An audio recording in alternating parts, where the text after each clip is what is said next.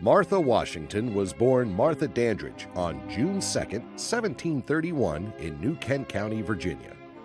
Her education was fairly typical for a girl of her class, stressing housekeeping, religion, music, and dancing, skills necessary for the wife of a Virginia gentleman and planter.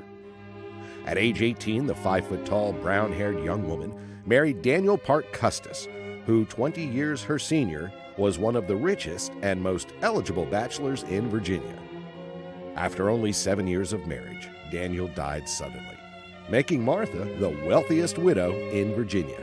After Daniel Parke Custis died, this young widow with 2 little children, and she had lost a couple of children, so she was nervous about these children, immediately took over the business. Since he did die prematurely, he had not made a will, and Martha Washington had to step in then and take over his responsibilities very quickly. Some of the few letters we have of hers in this period are letters to England, essentially saying, I'm in charge now, correspond with me. She just took over right where he had left off, and there doesn't seem to be any reluctance on her part to assume this role. The plantation was a big business, and she was running them. After her mourning period ended, several men began courting the young widow. She met George Washington while he was on leave from the French and Indian War. They were married at her southern Virginia home on January 6, 1759.